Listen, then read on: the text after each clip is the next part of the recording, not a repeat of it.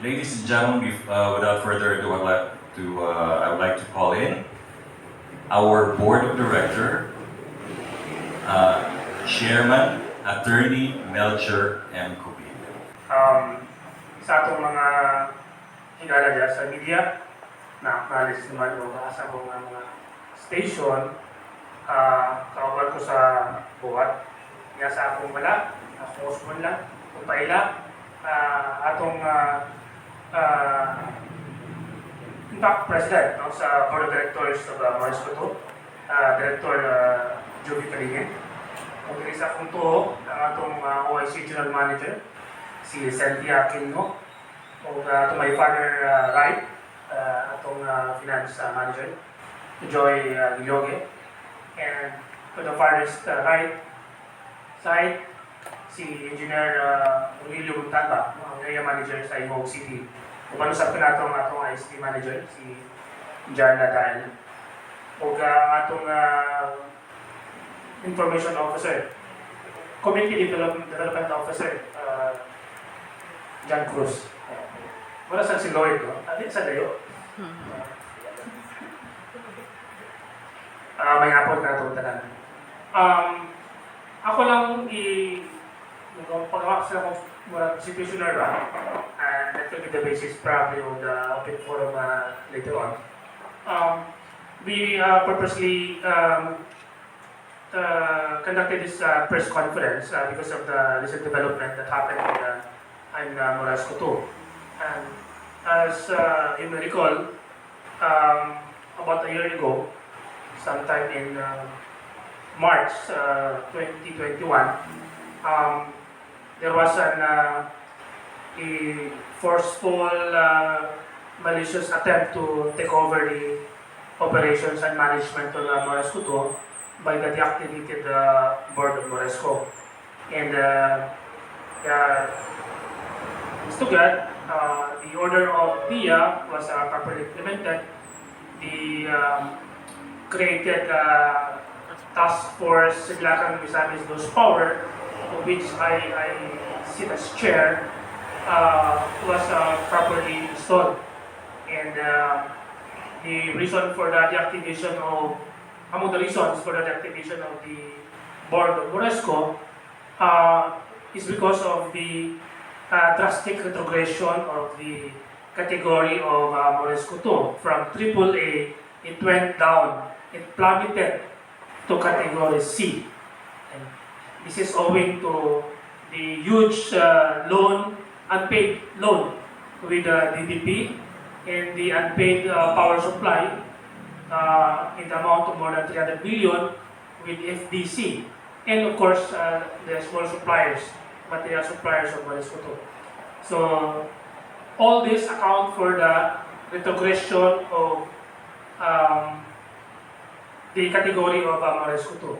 And we're proud to tell you this afternoon that during the short stint of 8 months, of which the task force Siglakan Misamis Dos Power was created, and to act also as a board of Moresco, the recent classification based on the improvements that we have introduced, of course, together with the ably managed, ably headed, the management ably headed by our OIC-GM, Cynthia Quimno, ang atong kategory karon sa Moresco 2, nisakan na from category C, i-qualify na kita sa AAA in a span of 8 months. So, papasalamat kita sa atong membro sa task force o labinasab sa atong management ng panguluan ni OIC-GM Cynthia, kay nakabangon na, literally, ang atong pagpadagan sa Moresco. Ako lang lakbitan, dili malikayan, naagi ginagmay nga burnout, but naningkamot ang atong management nga kana mahinay-hinayan o katagan ng atensyon. Dili naman kita sa Moresco 2 ang naka-experience sa ingon, kundi kasagaran usab sa mga electric co-op sa Mindanao ug sa laing lugar. Unfortunately, kining recent nga bagyo ang udet, nakahatag yun kong problema, no, kay sa inyong mga siren, dakan mga poste for linya na napektuhan sa bagyo udet. O gani, mapasalamaton kita sa itong umbrella organization, ang PhilReca, ug ang Normeca, no? Ang mga ginagpahigayon, nangulo nga ang katuang mga electrico nga napektuhan sa bagyong udet, matabangan sa ilang mga employees, no? May mga contingent na gikan sa mga electrico na walang mapektuhan, nagpadala silang mga ayuda, workforce para matabangan, mapadali, mapaayo ang atong linya, mapabarong, mapulihan ang atong mga poste na natumbag na daw. To mention a few, ang Moresco sa Bukidnon, ang Pepeco, no? Kay nagdala pagsantal sa mga poste dili mga materials usab, no? Pero kana siya dili hatag hinulaman lang pagkapulian kana sa Moresco pagkabot sa panahon. Kanya ang Moresco man, ang atong silingan na electrico, grabe ang ilang tabang kanato. Kay sila wala man kay sila mapintuhin. Of course, ang lagay ko, no, na ang atong miyembro sa task force, si General Manager Darwin.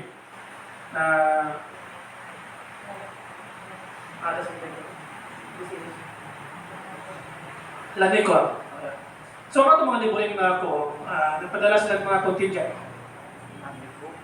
To mention further, Wells 1 at Wells 2, nagpadala usap sila ng mga contingent para tabangan, mapabangon ang atong mga natumbang mga poste pulian. So, kini ubos ang pahigayon sa atong umbrella, national umbrella organization ng mga PhilReca, o ang atong regional organization na gitawag na Normeca, of which ang Moresco 2 is also a member. So, maka na nga usahay makapag-mahay kita sa uban nga quarters na nag-ingon nga kani ang panawagan ni sa atong mga higala ng mga directors na gusto na sa mubalik sa Moresco nga ilang ipabuwak ang Moresco 2 sa kining organisasyon ng PhilReca kay wala kuno'y hinungdan, dili makatabang. Nakita ba nila kung yun sa pag-mobilize sa PhilReca ang atong mga wala mapiktuhin nga neighboring co-ops nga magpadala sa ilang materials, magpadala sa ilang mga tao, aron mutabang, mapabangon, matulid ang atong mga linya ng uwa. So, bita ta si May, balik ta sa atong rasyonal nga nung yata diri, aron magpaibalo sa atong sa publiko o kaninyo mga higala nato sa media, aron tan-aw, mahibaluan ninyo ang kamaturan na nitabo diya sa Moresco. Siguro, musugot ta sa akuan, history, no? Briefly lang, kaya I wanted it to be brief so that we can start with the open forum. Maybe we can start with the time na ang i-create ang task force o na-deactivate ang board sa kaning board sa Moresco 2. It was through the order of NIA through Administrator Masogsong, no? Nga na-deactivate ang board, i-create ang task force. So, sa niyang before diyan na-deactivate ang board, ang atong mga kauban nato sa board sa Moresco, na-suspend sila, no? For 90 days. Ang ground is, again, kining retrogression. Ang utang sa DBP na balikan nato, nakautang sa DBP nga moabot na sa 227 million principal. Kanya, ang ilang terms, bayaran lang sunod sa usa ka tuig or 6 months, I'm sorry. 6 months. Kanya, nasaya ba kita nga walay kapas ang atong electrico pagbayad sa imong kadako nga kantidad sunod sa unong ka bulan.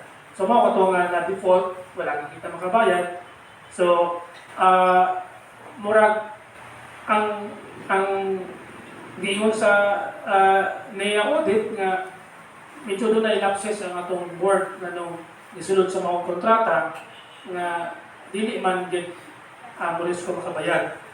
So Mao katong sa mga rason, sa mga rason, ang nasuspende sila for 90 days. Now, pag human og suspension sa 90 days, at that time, na-create na ang task force, naa na si Jun Pacamalan, gitudlo sa niya isip project supervisor.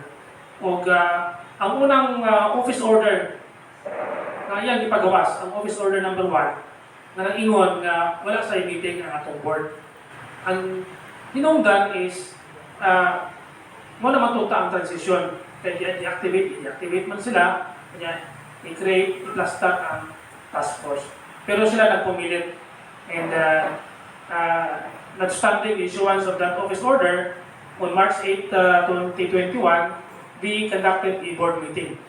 And they allegedly elected Danielo Hamulin as president. And they issued so many, this is the office order number 1. Just to highlight, no?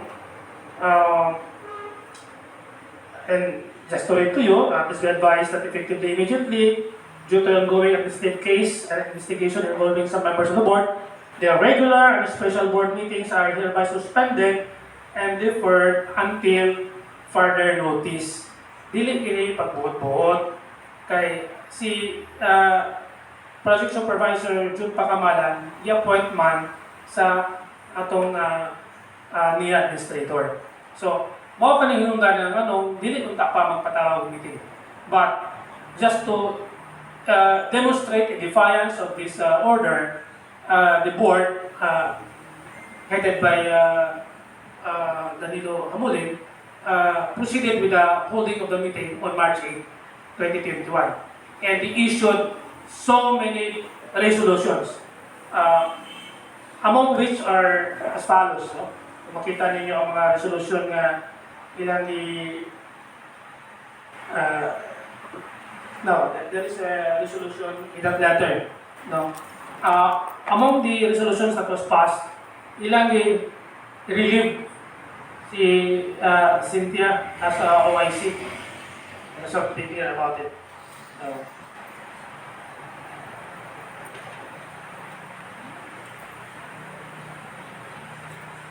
May mahibaluan nato kaya aron mo man yung kamatuoran niya kita just follow by the documents.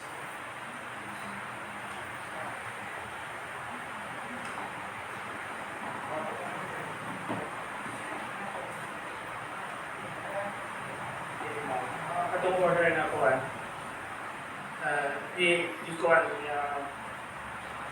okay. Mo ni mga resolutions na ilang ipapasa. Ug kini ang mga resolutions givito ni Mr. Pacamalan in his capacity as project supervisor. Because in that order, designating Pacamalan, he was vested with power to approve or disapprove any and all board resolutions that would be passed by the board. So, meaning, any resolution that would be passed would become effective only upon approval. But all the resolutions that was passed and approved in the March 8 to 2021 meeting were vetoed. And to name a few, I mentioned about board resolution number 1, no? A resolution approving the agenda of the meeting. Okay. Board resolution number 2, resolution approving and confirming the result of the election of officers on March 8. And then there is board resolution number 3, resolution approving the changing of signatures, no? And specimen for the authorized officers of the board effective March 8. And of course, there is a resolution number 5, series of 2021, a resolution recalling the board resolution number 128, series of 2020, designating Cynthia Quimno as OIC-GM.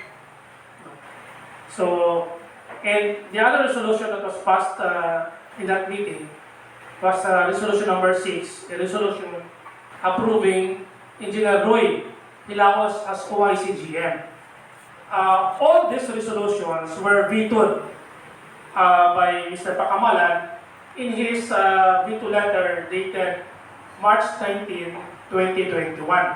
No? This was addressed to Danilo Hamulin. So, be that as it may, katong tanang mga resolutions, nabaliwala na to. Kaya wala kang ma-approve. In fact, it was clearly vetoed. So, fast forward, recently, last December, siguro tungkol kay naka-recover na ang Moresco from category C, nabalik na nga to sa category AAA, ilan ang i-deactivate ang task force o ilan i-activate ang katong na-deactivate na board. No, tama ka na. Now, pag-activate sa board, kinsa magkaroon ang presidente sa board. Remember, in the March 8, 2021 board meeting, of which Mr. Hamulin was elected, that resolution confirming the election was declared void because they're not supposed, the meeting then was unauthorized. No? In fact, as I mentioned earlier, katong tanan nila mga resolutions, i-veto. No? So, prior to the deactivation of the board of Moresco, ang atong higala nga direktor, si Director Calingin, mao'y incumbent president. Di modo, hangtod karon si Director Calingin ang atong hila na presidente. Nga naman, ako kanina i-explain in a little while. So, on December 23, nagpatawag og executive session ang natudlo nga project supervisor ng bangko, no? Ang ipuli kang John Pakamalan sa person ni Percival Crisostomo. That was contained in the order.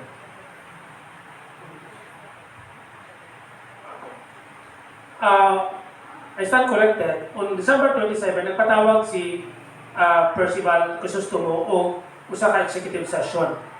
Ako, kami sa minority sa board, o sila nga nasa majority nga gipangunahan ni Mr. Hamulin. So, that executive session was attended by Attorney Serses Azuara, usa ka department manager sa National Identification Administration, who was then tasked to install the activated board.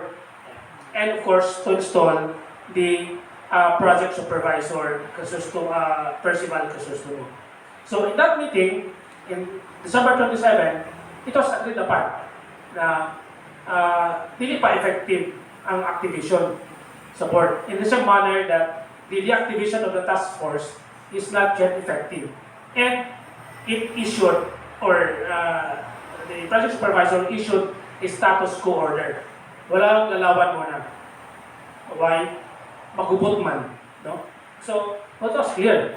And we raised the issue of what is the effectivity of the deactivation of the task force. And the same question that was raised, what is the effectivity of the activation of the task force? This is very critical and material in the subsequent developments sa Moresco. And Attorney Serses Azuara of NIA made it clear that it's only upon official receipt of the notice order, or notice or copy of the order issued by NIA, which will be issued on the January 5 meeting as agreed upon by all who attended that executive session. So, di modo, from 27 December up to January 4, ang task force is still existing and valid. And therefore, ang katuang na-reactivate ng board is still will only be effective upon installation. Kaya klaro man niya, mag-meeting ta sa January 5. Ang purpose is para i-install ang atong project supervisor, i-install ang deactivated board nga ma-deactivate na sila. That was the reckoning date. But what they did, come January 3, nagpatawag meeting.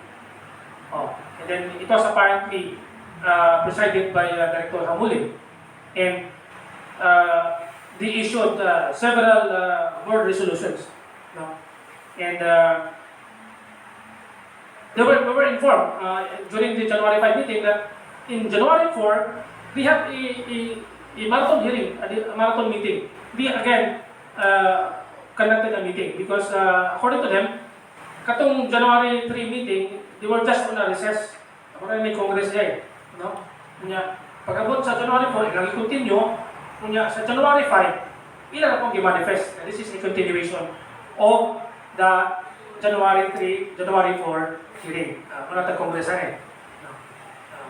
So karon sa January 5 meeting, it was attended, of course, niabot ang atong project supervisor from NIA, together with Attorney Serges Zuara and Attorney Swaldo Gabat of legal of NIA. So they were there attending the meeting. So there was a little delay, but nonetheless it started at around 10 or almost 10. And the first thing that we did, kami ni Director Calingin, because of our position, that siya mag-get ang incumbent president. Kaya wala man ma-duly elected si Dr. Camboyo. We made a manifestation on the floor. And kaya siya naman naglingkod, maulam sa siya malingkod, maulam sa siya malingkod, di mo gipakante ang chair sa presiding officer. Siya may gilingkod. Siya mo mag-acknowledge sila, but of course, we made it on record that we oppose and we do not recognize Director Hamulin as a presiding officer because only the president can preside the meeting. And he was there. So, we did not participate in that proceedings because by participating, we might also be accused of exceeding, recognizing the capacity of Director Hamulin as president and presiding over the meeting. So, that was clear, that was on the record. And mobalik na kamay, on the January 3 meeting, we were not notified. No? Na-mention ako ang January 3 meeting nila, no? We were not notified. So we learned that there was a meeting. Myself and Director Calingin wrote a letter to the President Supervisor Percy Crisostomo, making it of record and bringing to his attention why we cannot recognize Director Hamulin as the president, and we cannot also recognize him as a presiding officer of that board meeting, because we maintain our position that Director Hamulin was never elected. And second, the resolutions. The members of the board who were supposed to be reactivated were not yet installed because there was an attempt. No? Naaman si Attorney Serges at that meeting. There was an attempt na before we proceed, we will give us time to install the activity board and of course the project supervisor. Pero ilang i-dismiss. Without giving a little respect to the duly authorized representatives of NIA. No? Wala na nila i-recognize. Nila na i-dismiss and continue to conducting the meeting. So on those grounds, we cannot recognize. So in that meeting, again, they passed and approved so many resolutions. So we can, to name a few, we can so we issued a resolution designating Robert Gayuso, the former core plan manager, as officer in charge. No? So these are among the designation of Robert Gayuso. So anyway, you will be furnished a copy of all these documents after my presentation, so that you can have some basis for the open forum. So why Robert Gayuso? Unang-una, si Robert Gayuso was dismissed, terminated by Moresco to. Ang ground for the termination, siya ang instrumental nga nung, according to the findings sa NIA nga findings, isunod na lang sa atong management. Kay si Engineer Gayuso, he was instrumental, no, in the overcontracting of power sa FDC. Nganong na-overcontracting man ta? Tungkol kay ilang forecast nga by 2023, ang atong demand is 223 megawatt na puno. Pero kung inyong tanawon, karon 2022 na ta, ang atong demand nasa 21 lang. It's even more than 200 megawatt. That was a bloat. It was really bloated. And the ERC that approves it was somehow misled, no? It was approved because of that representation na mataas ang demand sa Moresco. No? 223, karon nakapata sa 21. Kadako kayong diferensya, no? So, anyway, na-dismiss siya. He filed a case against Moresco. The case still on appeal, no? Hindi ang Moresco. So, nisaka karon sa Moresco dito sa National Labor Relations Commission ang kaso now still pending appeal. And sa amo na sa report, because of that designation, ang Mancom sa Moresco wrote a letter to the administrator, Roenz, protesting, commenting on the appointment of Engineer Gayuso. So, pag-appoint ni Engineer Gayuso, of course, dito na naitabo sa board meeting. The board, sila ni Director Hamulen, was or were reminded by the project supervisor na kinitanan yung mga resolutions, including the appointment of Robert Gayuso, is still subject to the approval or disapproval of the project supervisor upon consultation with NIA. Ang nagsulti ani ang project supervisor na siya na mismo nang iwan nga kining pag-appoint kang Robert Gayuso subject pa ni sa approval. So but sa pasipot dapat sa status quo ang atong OIC-GM si Cynthia will continue to exercise her function as OIC-GM of Moresco. That is the legal implication. But unsay ilang gihimo, they dismiss this letter. Can you show the copy of that letter of Percival Crisostomo na nag-ingon nga tungkol kay wala pa sila maminaw during that meeting. Nag-issue og separate letter si Percival Crisostomo. Mao siya nga nag-ingon, no? Naari nag-ingon nga all board resolutions passed by electric cooperative shall obtain prior approval of the National Electrification Administration before it could be effectively and validly implemented. This is the order issued by the project supervisor. Okay. So, kung sa may implication ani, balik na sa sitwasyon na status quo. Atong hulaton nga i-approve na yung order before i-exercise ni Engineer Gayuso ang iyang authority as OIC-GM of Moresco.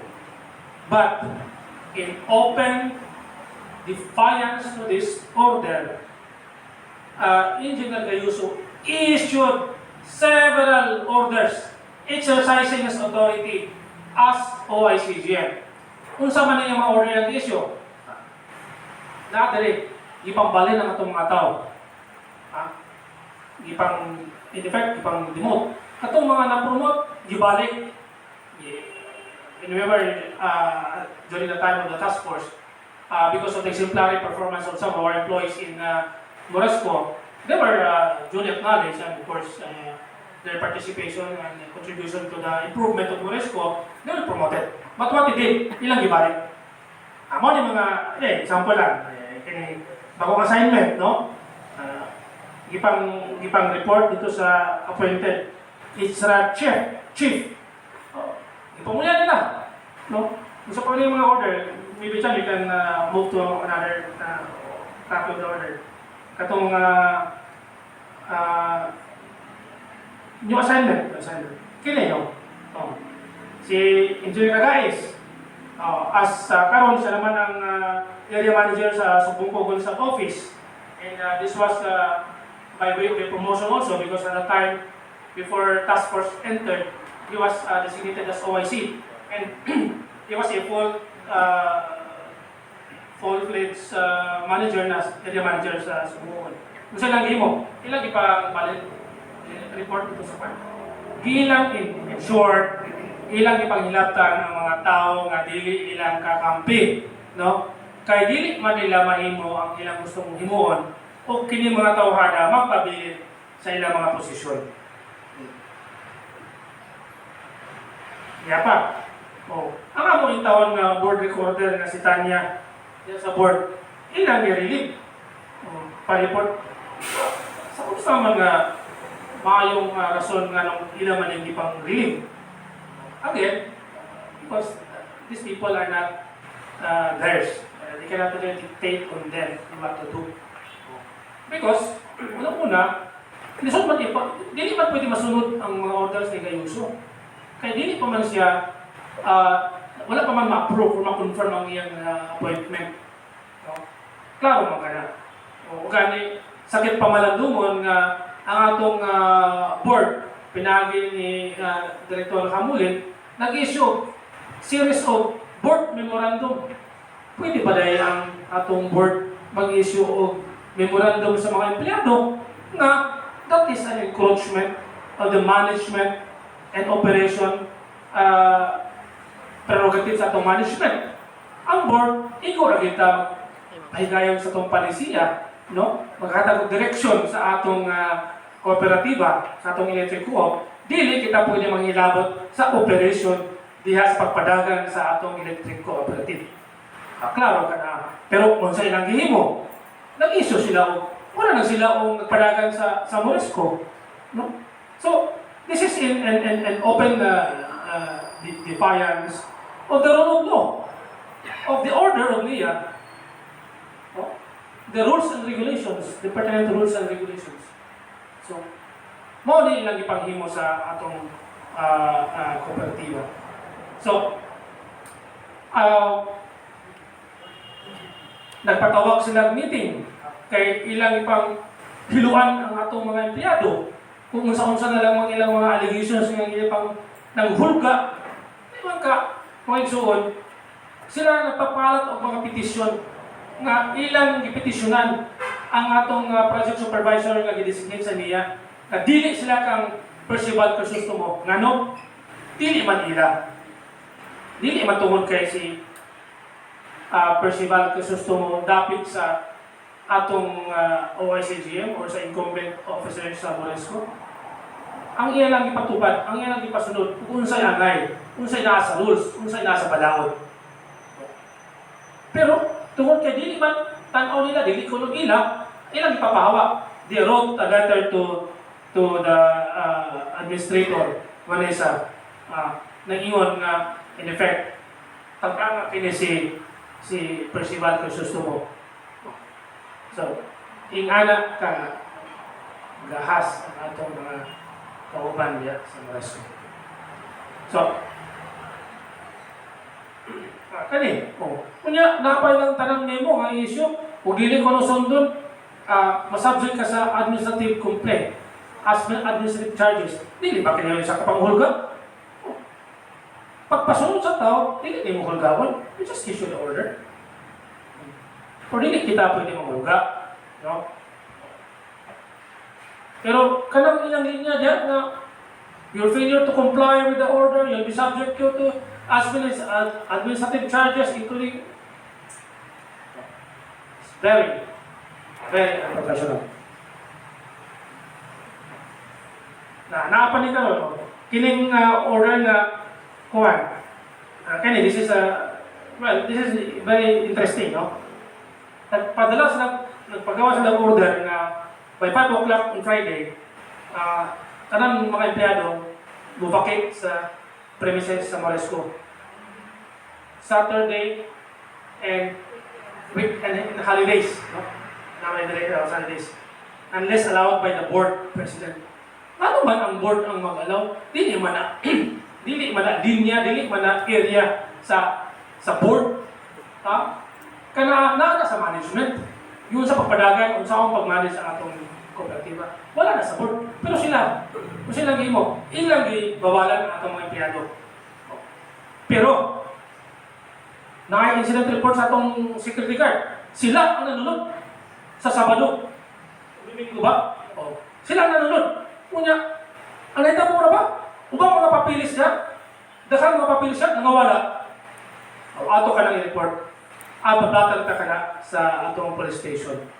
Aron masayod ang tanan kung unsay nahitabok diya sa atong Moresco. Gibawalan ang atong mga empleyado, gibawalan ang atong mga officers sa Moresco during weekend, pero sila tuwa. Na may report.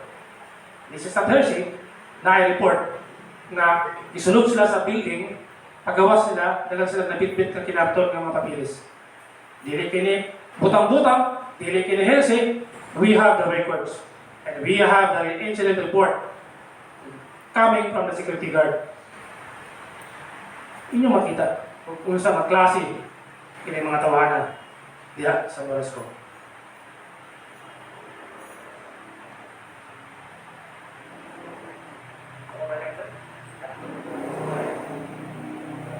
And worse, no?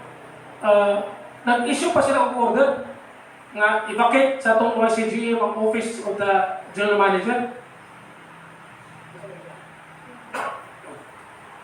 Tanaw ko no na abat ay copy sa napil ba niya ang copy sa order ni Director Hamulin in his capacity by authority of the board. Kung tanawin mo, asa ba yung authority sa board? Ano nga, katanong-tanong mga resolusyon sa board.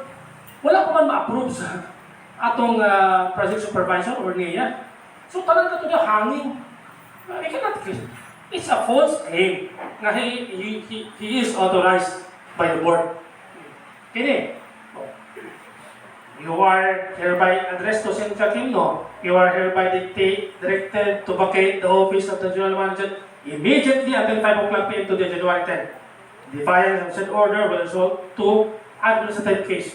So, pagka-administrative case, hindi niya panghinadlok. Diba? Kung sa may authority ni, may authority of the board. Kung sa man niya ang authority gamitin mo, may resolution.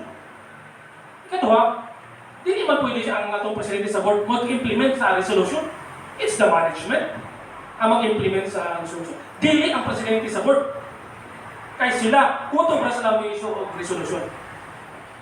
Pero, tanawa, no? May authority of the board. Mangita karon one particular authority. Natanan mga resolutions ninyo, ang ipasa, unang-una, dili magay nga resolution ipasa during a legitimate board meeting. Sabot na, assuming nga legal ang inyong pag-hold of meeting, wala pa ba yung ma-approve sa NEA? So how can it be legally effective? There's no authority he's talking about. There's none. Kini, o sa kapag-linlang, o sa kapag-hulga sa itong mga empleyado diya sa Moresco.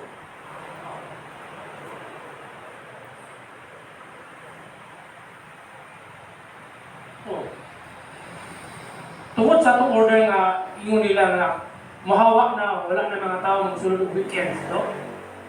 Pag-report nila sa itong management, the following Monday, nakita nila ang iyang opisina sa itong OIC-GM o ang opisina sa ISD, OIC, si Jana dahil ilang gipadlak. Kung nga, wala ka ba'y mag-claim na sila ang ipadlak? No? Kaysa mga punong espiritu ang nagbutang na ito during the weekend. Sila ba yung nanulod?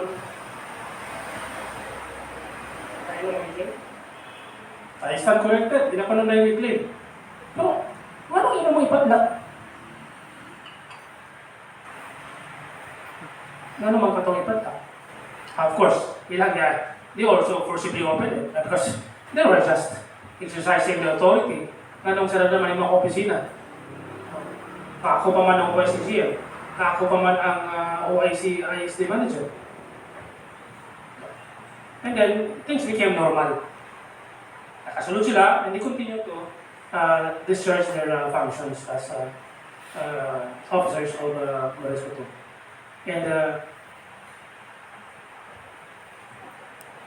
wala pa man yun sila mangundang o pangharas sa itong mga empleyado. Gani, recently, yato daw sila dito sa RCSU, mo ang regulatory agency on all the security agencies, no, sa atong nasod.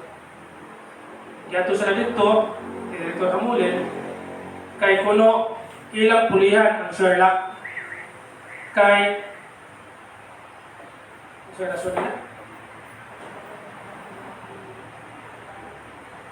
kaya wala na kuno sila gitawon. So pity, no? Kita kuno mo saludo sa ila. No? Simple lang, tungkol kay dili nila ang atong security agency, gusto nila pulihan. Pero kung sa isulti dito, ang atong tagiya sa Sherlock, ipadagan atong mga dokumento, labi na katong letter ni Project Supervisor Kasusto mo, nga tanan nilang mga gihimo diya, subject pa sa approval. And up to now, wala pa yung approval. So, good enough, wala sila recognize, nagpabili ng atong security agency nga mo ang Sherlock, nga naghatag o protection niya sa atong mga property premises sa atong Moresco. So, because of all these uncertainties and all this harassment and all these threats against the security of our personnel, nakahukom. Kasi kaya man report ang atong management dito sa NEA, updating ko sa nito. And then finally, ang atong project supervisor na si Percy Crisostomo nagpanaog o sulat. Directly address kang Director Hamulin. Ay, ito itong basaw, no? Kaya mo naman yung finale. Sige ko, no? Sir, Dear Board President Hamulin, ay niya po, ginobras ko isang presidente, despite all registered opposition, no? But anyway, please be firmly reminded that Board Resolution number 21, Series of 22, which appointed Engineer Gayuso as officer in charge of Moresco, still requires the approval of the National Electrification Administration before it could be validly and legally implemented, pursuant to Presidential Decree number 269 as amended by PD 1645, which states as follows: the management of a cooperative shall be vested in its board, subject to the supervision and control of NEA, which shall have the right to be represented and to participate in all board meetings and deliberations and to approve all policies and resolutions.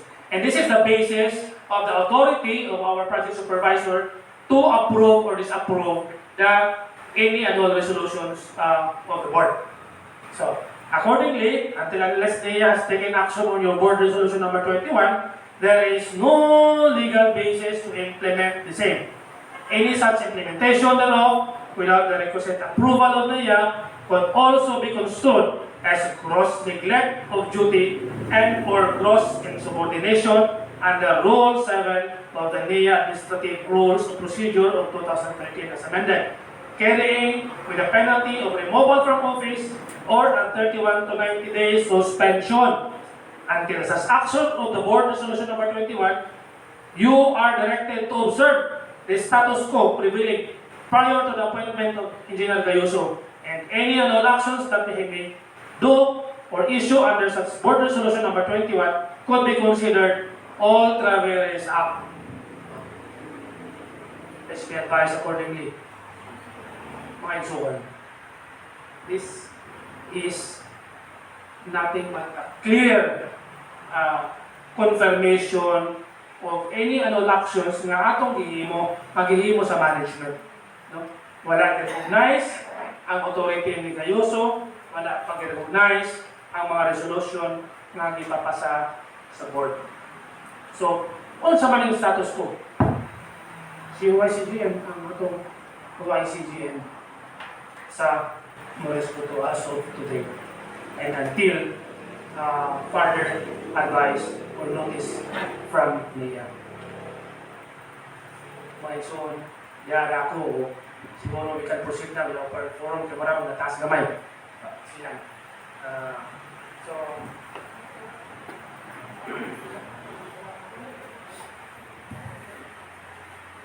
by the way, ang atong mga signatories na to, medyo na-applicahan ang atong operations kay hindi namang ipadala ng notice ang mga bangko, but they were not recognized. Thanks to their, at least napod sila may una pa, nabasa po. So, the signatories will still recognize, and that facilitates the, namatay mga piyabol siya po ng atong, wala kong mahamper atong operations, okay, because of this development. So, atong piyol. Yeah, maybe you can also be given a copy of the. Ang malalagay tuyo para medyo makafocus na sa akong presentation. Pagkita na may kopya na ron. So, thank you and good afternoon. Daghang salamat, Attorney Cubillo.